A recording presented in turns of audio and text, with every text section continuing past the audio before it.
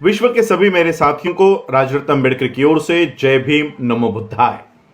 The untold Ambedkar के 16वें भाग में और आखिरी भाग में आप सभी लोगों का स्वागत है।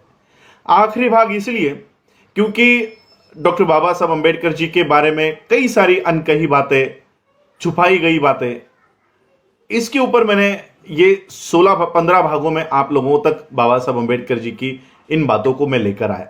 लेकिन अब बाबा साहब अम्बेडकर जी की ऐसी कुछ बातों को मैं आपके सामने लेकर आना चाहता हूं जो निष्कर्ष डॉक्टर बाबा साहब अम्बेडकर जी के जीवन का है।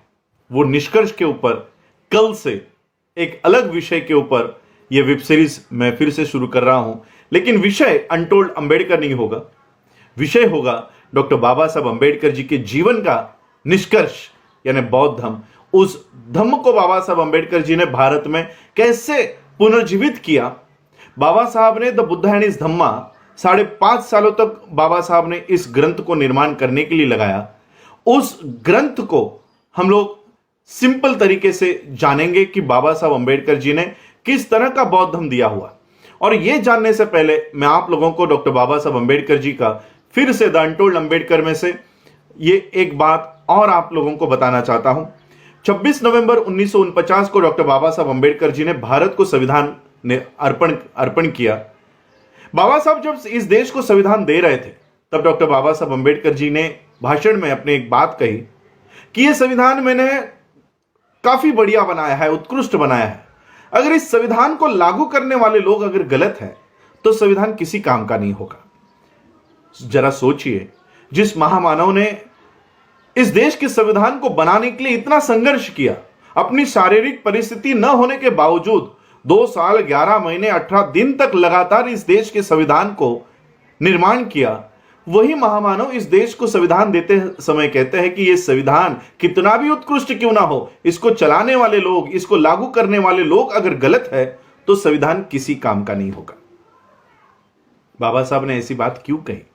क्योंकि बाबा साहब को पता चल चुका था कि यह संविधान तो बढ़िया है, जिनके हाथों में जा रहा है, यह संविधान जिनके हाथों में जा रहा है, वो लोग इस देश को संविधान के अनुसार नहीं चलाएंगे, यह संविधान लागू ही नहीं होने देंगे। और इसलिए डॉक्टर बाबा साहब अम्बेडकर जी ने 1954 में रंगून के कॉन्फ्रेंस में 4 दिसंबर 1954 को बाबा साहब अम्बेडकर जी ने रंगून के कॉन्फ्रेंस में एक बात कही। बाबा साहब ने वहां पर उपस्थित 150 देशों के बौद्ध राष्ट्रों के सामने बाबा साहब ने कहा कि आपको अगर बौद्ध धर्म का केंद्र बिंदु अगर कहीं करना है पूरे विश्व में तो वो भारत में कीजिए।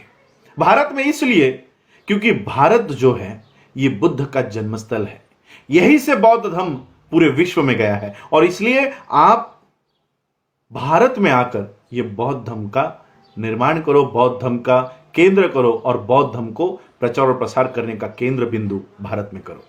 बाबा साहब अम्बेडकर जी ने देखा कि भारत के संविधान में हम लोगों को जो हक और अधिकार है वो देने के लिए इस देश के ब्राह्मण ही तैयार नहीं है। इन हालातों में मेरे लोगों को, इस देश के लोगों को मैं ब्राह्मणों के इच्छा के अनुसार नहीं छोड़कर जा सकता। और इसलिए बाबा साहब अम्बेडकर जी ने बौद्ध राष्ट्रों के सामने यह बात कही और उन लोगों को भारत में इनवाइट किया। बाबा साहब अम्बेडकर जी ने उस रंगून के कॉन्फ्रेंस में भाषण दिया और बौद्ध धर्म को किस तरह से पुनर्जीवित भारत में किया जा सकता है उसकी ब्लूप्रिंट बाबा साहब ने रखी। उस ब्लूप्रिंट का, उस भाषण का नाम बाबा साहब रखते हैं Buddha needs no passport nor visa, a blueprint of Buddhism in India. Baba Saheb Ambedkar जी ने यह भाषण वहां पर दिया।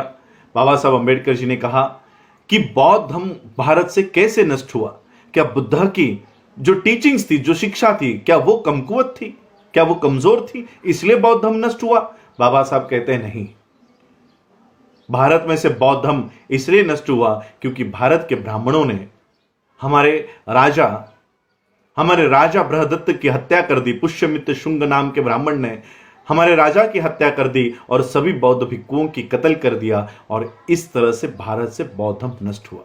बाबा साहब कहते हैं कि भारत में बौद्ध धर्म को इस्लाम से कोई खतरा नहीं है, लेकिन ब्राह्मणों से है, बाबा साहब का ये पूरा स्पीच बाबा साहब अम्बेडकर जी ने आज भी उनके लिखित राइटिंग एंड स्पीचेस में है।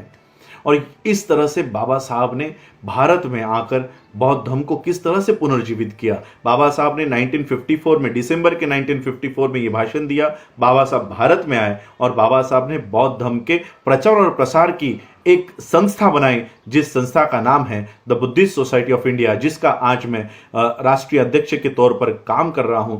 ये बुद्धिस्ट सोसाइटी ऑफ इंडिया के माध्यम से बाबा साहब ने भारत में किस तरह से बौद्ध धर्म को पुनर्जीवित करने का काम किया, ये सारा कल के एपिसोड से नए सिरे से ये सारा आप लोगों के सामने बताया जाएगा।